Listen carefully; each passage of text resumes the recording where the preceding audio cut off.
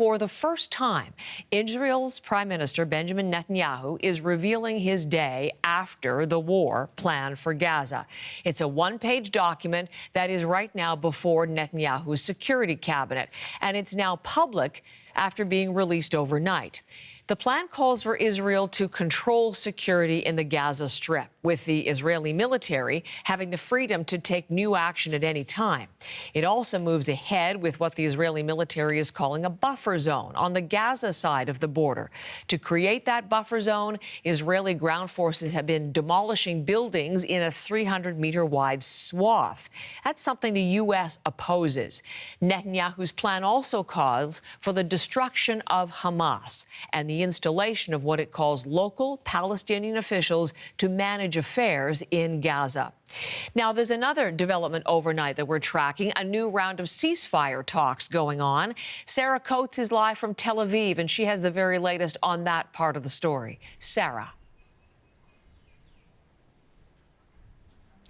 Hello, Heather. An Israeli delegation is now on the way to Paris after a last-minute decision in the middle of the night to send these people after it was confirmed that a number of hostages being held in the Gaza Strip have received medicine that was sent to them a month or so ago. Now, the head of the Mossad, David Bania, he will be meeting with the CIA chief, Bill Burns, also the Qatari Prime Minister, the Egyptian spy chief.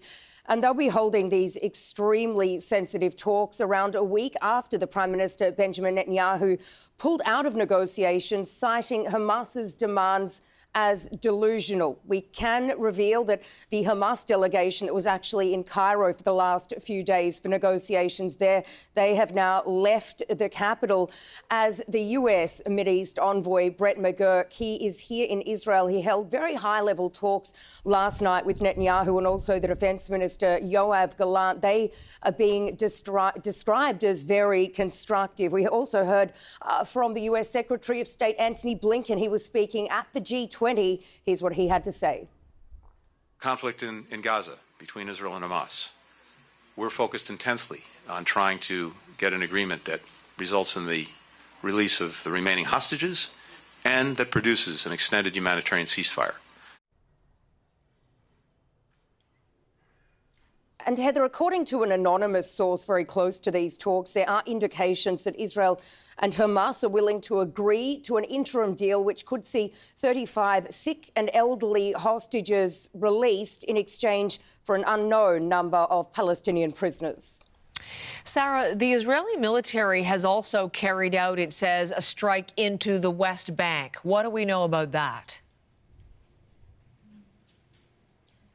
This happened, Heather, in the early hours of the morning in the West Bank refugee camp of Jenin. According to the Israeli military, 2 Palestinian Islamic Jihad members were on their way to carry out a terror attack. You can see these pictures of this drone strike on a car. It killed these 2 men. They have been identified as Syed Yaradat and also Yasser Hanoun, who has previously been jailed here in Israel for terror-related offences. According to reports coming from Palestinian sources, a 17-year-old boy was also killed in this strike, while a number of other people were wounded. And really, Heather, what we've been seeing since October 7 are daily raids, daily operations such as this in the West Bank, with the IDF saying it is really trying to root out terror operatives.